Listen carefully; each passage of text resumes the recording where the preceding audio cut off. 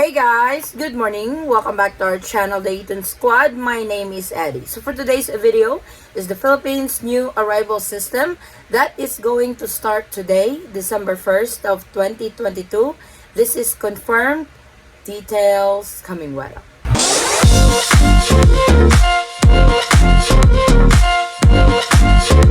So you guys have probably seen the update that I have posted on the page as well as in the community on YouTube that the Philippines is going to be doing a new arrival system. This is the e-travel.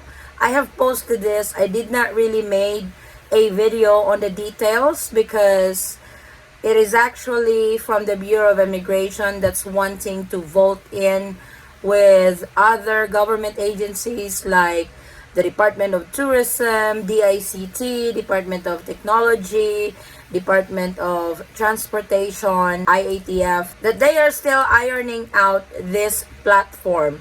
But today when I check websites, specifically airline websites, usually the Philippine Airlines are the first one to post what's the new protocol, travel protocols to the Philippines, and today they have posted this on their page. So it is confirmed that e-arrival card is going to be replaced with e-travel. So I am going to explain that.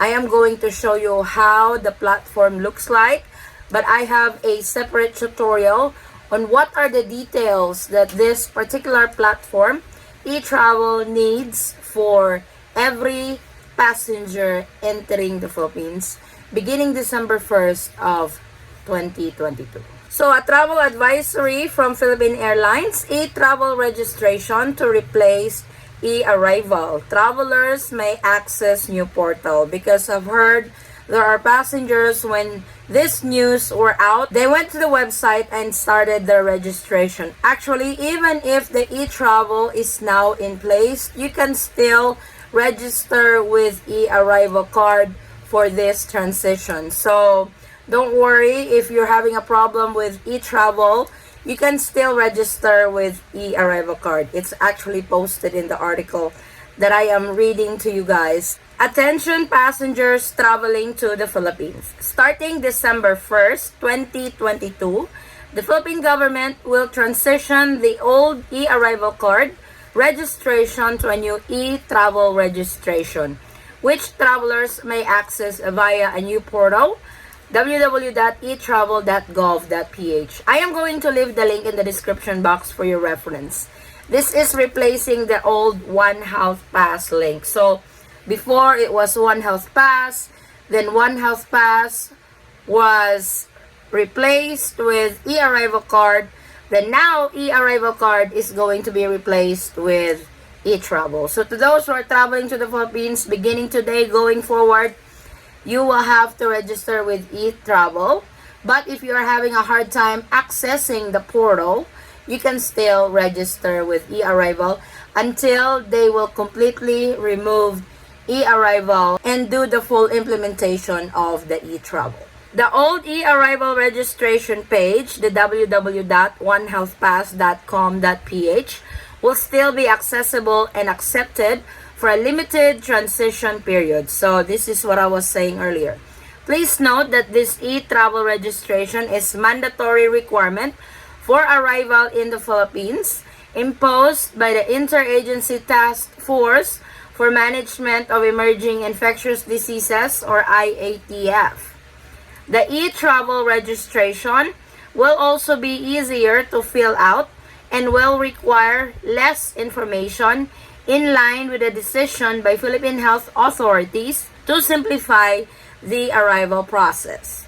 The new platform will have a more friendly interface that will soon be integrated with the system requirements of the Immigration and Customs Authority. That's really cool. So this is just the start. Then later on, looks like they are going to put everything in there. It's kind of like one-stop shop for all the forms. And it looks like the Philippines is going to go paperless. So this is just the start. Remember the arrival card, physical arrival card that you guys fill out at the aircraft before you land in the Philippines. This is the replacement for it. And looks like the requirements for the immigration and customs is going to be integrated with this platform soon as well. So, like I said, looks like the Philippines is going online. To avoid long lines at the airport, we highly encourage for you to fill out the e-travel registration within 72 hours prior to departure from your country of origin. So,